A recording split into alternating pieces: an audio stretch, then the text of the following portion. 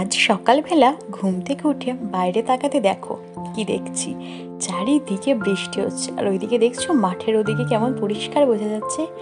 এত সকালবেলা এরকম ঝমঝমিয়ে বৃষ্টি নেমেছে, তাই ভাবলাম আজকে গোপুকে একটু খিচুড়ি বানিয়ে দিই।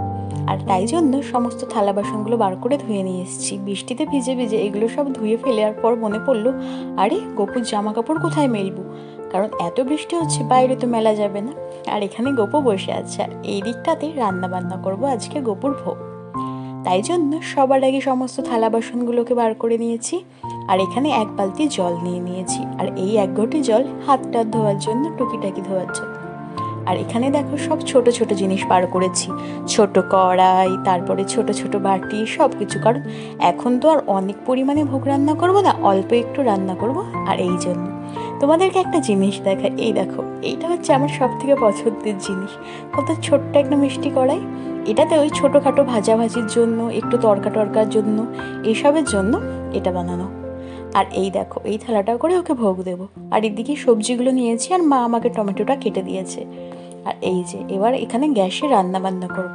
রান্না করার আগে গ্যাসটাকে একবার একটু মুছে নিতে হবে, কারণ এখানে তো গ্যাসটা সবসময় রান্না করা হয় না, যখন গোপুর জন্য কোনো কিছু তৈরি করি তখনই রান্না করি, এই জন্য একটু ধুলোবালি পড়ে আছে। আর তাছাড়াও ভোগ রান্না করার আগে গ্যাসটাকে একবার করে মুছে নিতে হয়, এই কারণেও গ্যাসটা ভালো করে মুছে নিচ্ছি।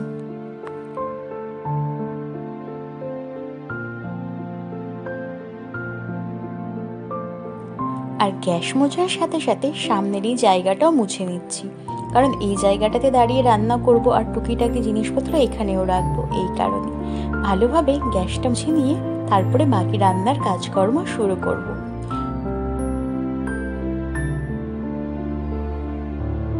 এই যে প্রথমে ডালটা আমি ভাবছি ভেজে নেব। আমার খিচুড়ি রান্নাটা একটু আলাদা, আমি আগে ডালটাকে না ধুয়েই ভেজে নিই। আর এই যে দেখো, গ্যাসটা ধরিয়ে দিলাম।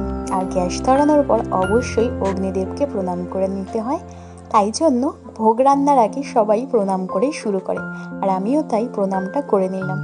আর এই যে প্রণাম করার পরে রান্নার কাজ শুরু করব। প্রথমে এই ছোট্ট কড়াইটা বসিয়ে দিলাম। এর থেকে বেশি বড় কড়াই আর আজকে আমার প্রয়োজন নেই, এটাতে খিচুড়ি রান্না করব না, তবে ভাজাভুজি এটাতেই হবে। আর এই কড়াই গরম হয়ে গেছে, এবার গরম কড়াইতে শুকনো খোলায় ভালোভাবে ডালগুলোকে ভেজে নেব। ডালগুলোকে ভালোভাবে এপাশ ওপাশ করে নাড়িয়ে ভেজে নেওয়ার পরেই আমি ডালগুলোকে কিন্তু ধুই। আমি ডাল ধুয়ে তারপরে ভাজি না, কারণ ডাল ধুয়ে ভাজলে আমার মনে হয় যে পরিষ্কার পরিষ্কার হয়নি, তাই জন্য আমি ডালটাকে ভালো করে ভেজে নিয়ে এরপরে ধুই, যার ফলে ডালের ভেতর থেকে সমস্ত ময়লাগুলো পরিষ্কার হয়ে বেরিয়ে যায়। এই যে ডালটাকে আমি ভালো করে নেড়ে তাই জন্য প্রথমে শুকনো কলাতে ভেজে নিচ্ছি। আমার ডালটা প্রায় ভাজা হয়ে গেছে, এই দেখো ডালটা ঝরঝরে হয়ে গেছে অনেকটা। এরপরে আমি ডালটাকে ভালো করে ধুয়ে দেব। আর ডালটাকে নামিয়ে নিলাম, আর এই জল দিয়ে দিলাম। ডালটা এখনো গরম, তাই হালকা হালকা ধোঁয়া উঠছে, দেখতে পেয়ে। আর এই যে ডালটাকে ভালো করে ধোয়ার আগেই দেখো কত ময়লা চলে এসছে উপরে, সমস্ত ময়লাগুলো উপরে চলে এসছে। আর দেখা যাচ্ছে ডালের মধ্যে কিছু ছোট ছোট পিঁপড়েও ছিল, সেগুলো উপরে ভেসে উঠেছে। আমি 2-3 বার জল দিয়ে ভালো করে ধোবো, যতক্ষণ না ডাল থেকে পরিষ্কার জল বেরোচ্ছে। আমার এইসব বিষয়ে খুব একটু খুঁতখুঁতনি আছে, পরিষ্কারভাবে যদি পরিষ্কার না হয় তাহলে আমি ওটাকে ধুতেই থাকি। আর যেহেতু এটা ভোগের জন্য রান্না করেছি, তাই জন্য আরও বেশি পরিমাণে নিখুঁতভাবে করতে হবে। এইদিকে দেখেছো কতটা ময়লা বেরিয়েছে। এই ডাল ধোয়া জলটা কিন্তু গাছের গোড়ায় দিলে খুব উপকারী। ডাল ধোয়া, চাল ধোয়া জল গাছের গোড়ায় দিলে গাছ খুব ভালো হয়, আর গাছে সেরকম একটা পোকা আসে না। এই দিকে দেখো একবার ধোয়া হয়ে গেছে, এরপরে আমি আরও 2-3 বার করে এটাকে ভালো করে ধুয়ে নিচ্ছি।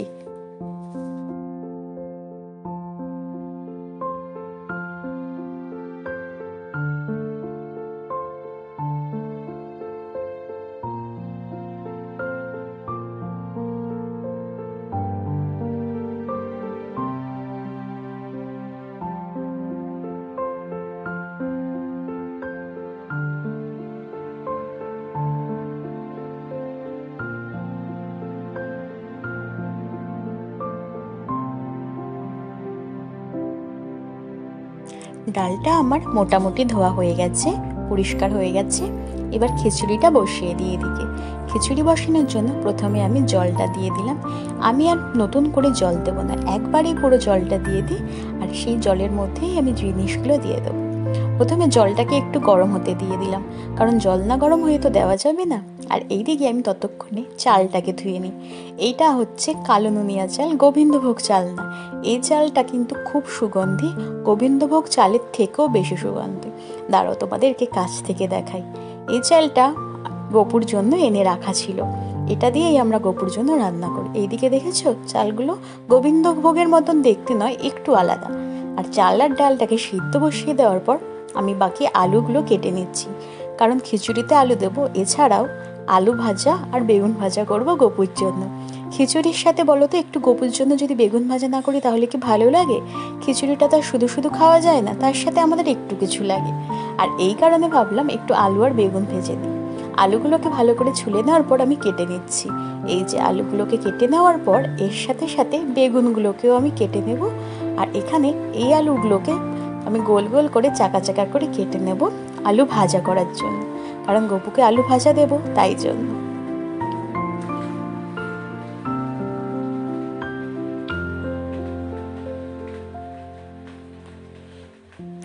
আর এদিকে খিচুড়ির সঙ্গে যে তরকাটা দেব, মানে যেইখানে খিচুড়ির ফোড়নটা দেওয়া হবে, তার জন্য আমি লঙ্কা কেটে নিচ্ছি। আমার ভোগের খিচুড়িতে আমি লঙ্কা টমেটো সব কিছু দিয়েই কিন্তু উপরে যে সম্বারটা হয় সেটা দিই। তো এই জন্য আমি আগে লঙ্কাগুলোকেও কেটে নিলাম। আর এখানে লঙ্কা নিয়ে নিয়েছি, আদা নিয়ে নিয়েছি, আর তার সাথে সাথে দিচ্ছি টমেটো কুচি, আর দেবো হচ্ছে রাঁধুনি। এই রাঁধুনিটার জন্যই কিন্তু ভোগের খিচুড়ির গন্ধটা আর স্বাদটা সম্পূর্ণ আলাদা হয়ে যায়। তোমরা যদি খিচুড়ি রান্না করো একবার রাঁধুনি দিয়ে রান্না করে দেখতে পারো।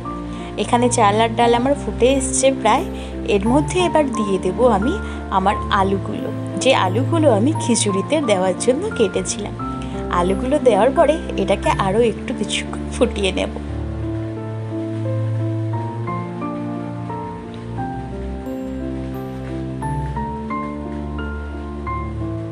আর এইদিকে আমি খিচুড়িতে যে সম্বারটা দেব তার জন্য আমি ভালো করে শুকনো লঙ্কাগুলোকে ভেজে নিচ্ছি।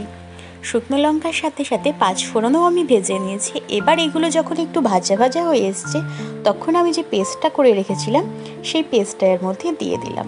আর এই পেস্টটাকে দিয়ে তার মধ্যে আমি দিয়ে দেব বাকি মশলাগুলো, যেগুলো আমরা নর্মালি দিয়ে থাকি, যেমন হলুদ গুঁড়ো,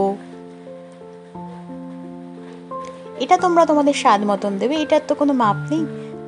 আর তার সাথে সাথে দেব কাশ্মীরি লাল লঙ্কার গুঁড়ো। এই কাশ্মীরি লাল লঙ্কাটাতে ঝালটা আসে না, কিন্তু রঙটা খুব সুন্দর আসে। এই যে লাল লঙ্কার গুঁড়ো দিয়ে দেওয়ার পর এরপরে আমি এই জিনিসটাকে ভালো করে নাড়িয়ে নেব। আর তার সাথে সাথে জিরের গুঁড়োও দিয়ে দিলাম। এটা যতক্ষণে না তেল ছাড়ছে ততক্ষণ এটাকে ভালো করে কষিয়ে নিতে হবে। এটা কষিয়ে তার ভিতর থেকে তেলটা ছাড়া শুরু করে দিয়েছে। ব্যাস, এইটা আমাদের রেডি হয়ে গেছে। এইবার এই ফোড়নটা আমি দিয়ে দেব আমাদের খিচুড়ির চাল ডাল আলু সিদ্ধর মধ্যে। আর এখানে দেখো আলুগুলো প্রায় সিদ্ধ হয়ে এসছে, আর চাল ডালও মোটামুটি সিদ্ধ হয়ে এসছে। এটাকে দিয়ে তারপরে এটাকে আরও কিছুক্ষণ ফোটানো হবে। এটাকে ভালো করে দিয়ে দিলাম। আর এই যে এই ফোড়নটা দেওয়ার পরেই রঙটা পরিবর্তন হয়ে গেছে।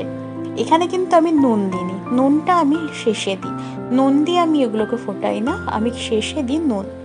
কারণ নুন দিলে না আগের থেকে জিনিসটা আমার মনে হয় নুনের জন্য টেস্টটা অতটা ভালো আসে না, নুনটা পরে দিয়ে। এই কারণে এটাকে ভালো করে ফুটিয়ে নিই। আর তার সাথে সাথে সাইডে আমি যে আলুগুলো ভাজার ছিল সেগুলোকে ভেজে নিচ্ছি। ওদিকে খিচুড়িটা হতে থাক, ততক্ষণে আলু ভেজে নিই। এরপরে দেখো শেষে যখন হয়ে এসছে আমি নুনটা দিয়ে দিলাম।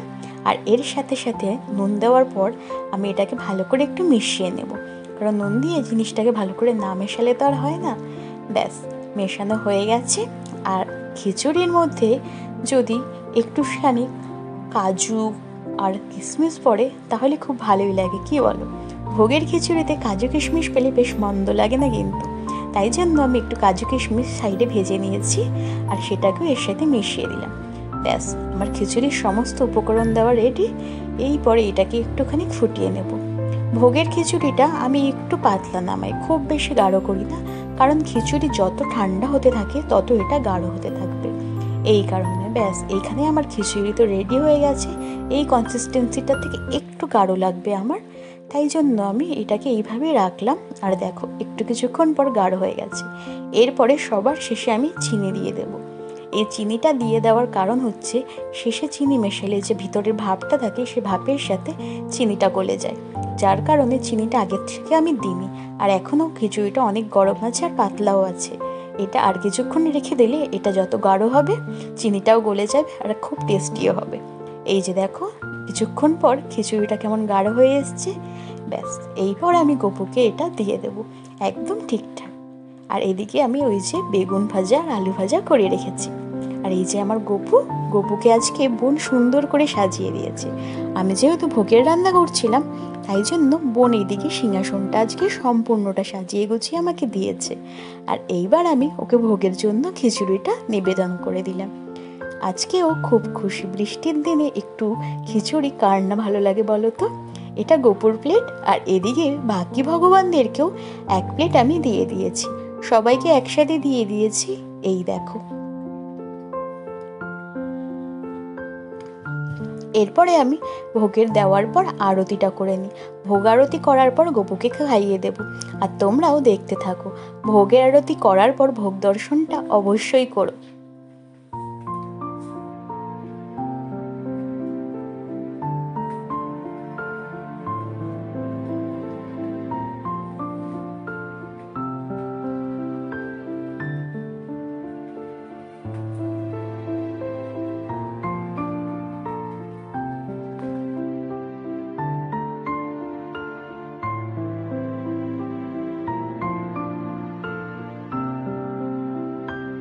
ভোগারতি আমার হয়ে গেছে। এরপর গপুকে খাইয়ে দিচ্ছি। গপু যেহেতু ছোট তাই ওকে খাইয়ে দেব, আর বাকিটা ওকে দিয়ে যাব, ধীরে ধীরে খাবে। প্রথমটুকু আমিই খাইয়ে দিচ্ছি। ছোট মানুষ তো একটু ধীরে ধীরে খেতে সময় লাগে। আর ওকে খাইয়ে দেওয়ার পরে আজকের পুজোটা সম্পূর্ণ হলো। তোমাদের কেমন লাগলো অবশ্যই